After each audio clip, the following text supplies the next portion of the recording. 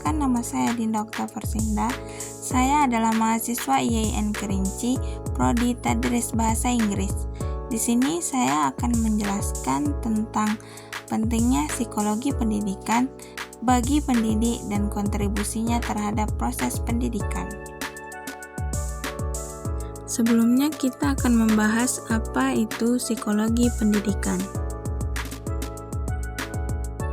Psikologi pendidikan merupakan cabang psikologi yang mempelajari tentang interaksi antar individu, lingkungan, dan proses pendidikan. Melalui kajian psikologi pendidikan, kita dapat memahami bagaimana individu belajar, mengingat, dan beradaptasi dengan lingkungan pendidikan mereka. Psikologi pendidikan pada dasarnya berorientasi dalam proses aktivitas orang-orang yang belajar dan mengajar, termasuk pendekatan, strategi, output, metode belajar mengajar yang dipakai bagi pembelajar maupun pengajar. Demikian sekilas tentang psikologi pendidikan. Kemudian kita akan masuk kepada pembahasan. Di sini kita akan membahas dua pembahasan, yaitu pentingnya psikologi pendidikan bagi pendidik, dan yang kedua, kontribusi psikologi pendidikan terhadap proses pendidikan. Psikologi pendidikan merupakan materi yang sangat penting yang harus dipahami oleh seorang guru ataupun pendidik untuk membantu memahami perilaku belajar siswa atau peserta didik. Dengan memahami psikologi pendidikan dapat mempermudah seorang pendidik untuk menemukan solusi dari masalah yang sedang dihadapi dan menjelaskan apakah siswa dalam keadaan belajar yang baik ataupun tidak. Selain itu, dengan memahami psikologi pendidikan akan mempermudah untuk memahami karakter antar siswa. Pendidikan tidak dapat dipisahkan dari psikologi. Kontribusi psikologi terhadap dunia pendidikan sangatlah besar, mulai dari perkembangan kurikulum, proses pendidikan, dan pembelajaran. Sistem evaluasi dan konseling merupakan bagian dari kegiatan yang di dalamnya terdapat psikologi. Bidang pendidikan membutuhkan pengetahuan tentang psikologi, karena bidang pendidikan dihadapkan pada karakteristik perilaku, kepribadian, sikap, minat, motivasi, perhatian, persepsi, maupun berpikir, kecerdasan, fantasi, dan aspek psikologis lainnya yang bervariasi dari siswa ke siswa. Agar proses pembelajaran berhasil, setiap guru di kelas yang berperan sebagai pendidik dan pengajar harus memahami perbedaan karakteristik psikologis siswa. Dengan memahami karakteristik psikologis setiap siswa, maka guru sekolah akan dapat melakukan pembelajaran yang dipersonalisasi berdasarkan karakteristik psikologis peserta didik. Adapun beberapa pertimbangan psikologis. Di sini saya akan membahas 6 pertimbangan psikologis, yaitu yang pertama, tetapkan tujuan pembelajaran dengan tepat. Kemudian yang kedua, pilih strategi atau metode pembelajaran yang tepat. Yang ketiga, memberi bimbingan bahkan memberikan konseling kepada siswa. Kemudian yang keempat, mempromosikan dan memotivasi pembelajaran siswa. Kemudian pertimbangan kelima, menciptakan suasana belajar yang menyenangkan. Dan yang terakhir, berinteraksi dengan siswa secara tepat. Adapun pertimbangan pertama, yaitu tetapkan tujuan pembelajaran yang tepat. Dengan pemahaman psikologi pendidikan, guru diharapkan dapat lebih tepat dalam menentukan bentuk perubahan perilaku yang dibutuhkan sebagai tujuan pembelajaran. Adapun contoh dari pertimbangan tersebut adalah seorang pendidik harus tahu tujuan pembelajaran materi yang diajarkan. Mengapa seorang pendidik harus tahu tujuan pembelajaran materi yang diajarkan?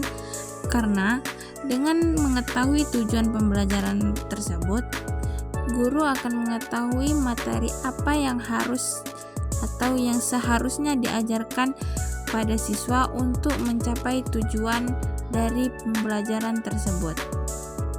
Dengan demikian, guru dapat membuat rencana pembelajaran yang sistematis dalam upaya mencapai kompetensi dasar. Pertimbangan selanjutnya adalah memilih strategi atau metode pembelajaran yang tepat. Diharapkan dengan memahami psikologi pendidikan yang sesuai, guru dapat menentukan strategi atau metode pembelajaran yang tepat dan mengaitkannya dengan karakteristik dan keunikan pribadi, jenis dan metode pembelajaran, serta tingkat perkembangan yang dialami oleh siswa. Dengan memilih metode pembelajaran yang tepat akan sangat berpengaruh pada sistem pembelajaran. Berikut adalah contoh memilih metode pembelajaran. Metode pembelajaran pada anak usia dini akan jauh berbeda dengan anak remaja. Pembelajaran pada anak usia dini lebih banyak menggunakan sistem pembelajaran belajar sambil bermain. Akan sangat berbeda dengan metode pembelajaran pada anak remaja, di mana dia lebih banyak menggunakan sistem pemahaman. Jika metode pembelajaran pada anak remaja digunakan untuk anak usia dini, hal tersebut dapat menurunkan minat belajar pada siswa. Berikutnya adalah memberi bimbingan, bahkan memberikan konseling pada siswa. Dengan memahami psikologi pendidikan, diharapkan pada guru dapat memberikan bantuan psikologis yang tepat dan benar melalui proses hubungan interpersonal yang penuh kehangatan dan keakraban. Berikut adalah contoh dari pertimbangan tersebut adalah tanggung jawab dan peran guru juga diharapkan dapat membimbing siswa. Selain bertanggung jawab pada sistem pembelajaran, guru juga bertanggung jawab dalam membimbing siswa atau memotivasi siswa agar dapat mencapai impian yang mereka inginkan. Tentunya dengan adanya pemahaman seorang guru terhadap psikologi pendidikan, guru dapat membimbing seorang siswa melalui pendekatan. Pertimbangan selanjutnya adalah mempromosikan dan memotivasi pembelajaran siswa. Promosi artinya bekerja keras mengembangkan segala potensi yang dimiliki seorang siswa, baik dari segi bakat dan minat. Sedangkan motivasi berarti mendorong siswa untuk melakukan tindakan tertentu, terutama tindakan pembelajaran. Adapun contoh dari pertimbangan tersebut adalah guru harus memotivasi siswa agar dapat mengembangkan potensinya. Guru harus selalu memotivasi siswa dalam hal positif apapun agar seorang siswa dapat mengembangkan potensinya untuk mencapai suatu impian yang mereka inginkan. Pertimbangan selanjutnya adalah menciptakan suasana belajar yang menyenangkan. Siswa yang belajar atau sistem pembelajaran membutuhkan suasana belajar yang menyenangkan, terutama pada anak-anak.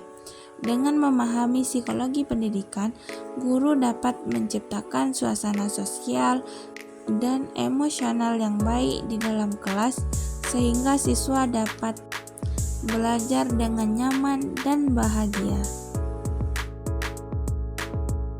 Adapun contoh dari pertimbangan tersebut adalah menciptakan suasana belajar yang tidak membosankan, karena suasana pembelajaran sangat berefek dalam pemahaman siswa terhadap pembelajaran atau materi yang diajarkan.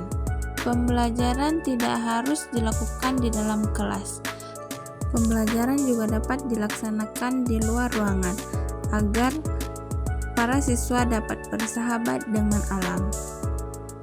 Hal tersebut juga dapat menciptakan rasa peduli lingkungan pada siswa. Selanjutnya, adapun pertimbangan yang terakhir adalah berinteraksi dengan siswa secara tepat. Pemahaman seorang guru tentang psikologi pendidikan memungkinkan untuk berinteraksi dengan siswa secara lebih bijak dan lebih pengertian, serta menjadi karakter yang menarik di hadapan para siswa. Berikut adalah contoh dari pertimbangan berinteraksi dengan siswa secara tepat, yaitu guru harus punya pendekatan dengan peserta didik. Dengan adanya pendekatan yang sesuai dengan situasi dan kondisi peserta didik dapat membantu mengaktifkan peserta didik dan mempercepat proses pembelajaran. Pendekatan yang sesuai dengan karakter dan kemampuan individu peserta didik dapat membantu mengembangkan potensi dan menginspirasi peserta didik. Hal tersebut dapat menunjang keberhasilan dalam sistem pembelajaran.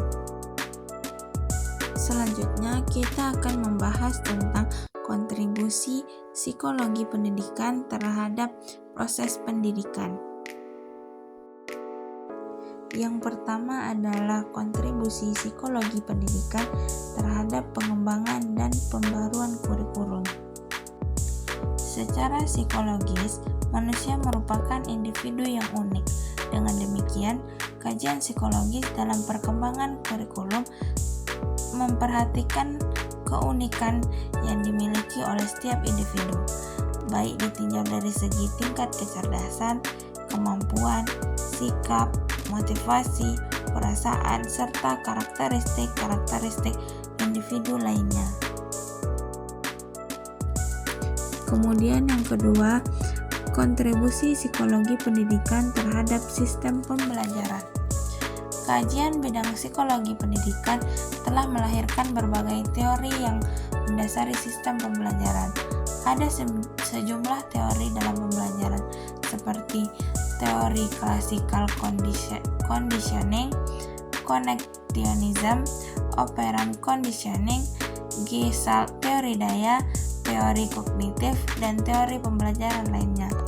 Terlepas dari kontroversi yang menyatakan kelemahan masing-masing teori tersebut, pada kenyataan teori-teori tersebut telah memberikan sumbangan yang signifikan dalam proses pembelajaran. Selanjutnya adalah kontribusi bidang psikologi pendidikan terhadap penilaian. Sistem penilaian pendidikan yang menghasilkan penilaian pembelajaran yang adil perlu pemahaman tentang psikologi pendidikan, terutama untuk membantu seorang guru dalam mengembangkan penilaian pembelajaran siswa yang lebih adil, baik dalam teknis penilaian, pemenuhan prinsip-prinsip penilaian, maupun menentukan hasil-hasil penilaian. Penilaian pendidikan merupakan salah satu aspek penting dalam pendidikan guna memahami seberapa jauh tingkat keberhasilan pendidikan. Melalui kajian psikologis, kita dapat memahami perkembangan perilaku apa saja yang diperoleh peserta didik setelah mengikuti kegiatan pendidikan atau pembelajaran tertentu. Berikut adalah kesimpulan dari materi yang sudah saya jelaskan. Psikologi pendidikan memiliki peran yang sangat penting dalam mendukung pendidik dalam melaksanakan tugasnya. Pendidik yang memahami psikologi pendidikan dapat lebih mudah dan lebih efektif dalam memahami karakter serta kebutuhan individu peserta didik. Psikologi pendidikan sangat berkontribusi dalam proses pendidikan, terutama terhadap pengembangan dan pembaruan kurikulum, sistem pembelajaran, dan sistem penilaian. Dengan adanya kontribusi dalam proses pembelajaran, pendidik akan lebih mudah memahami individu peserta didik, dapat mengetahui perkembangan dan kemampuannya, serta dapat mengukur potensi-potensi yang dimiliki oleh setiap peserta didik. Mungkin sekian penjelasan dari saya. Saya ucapkan terima kasih. Thank you for watching.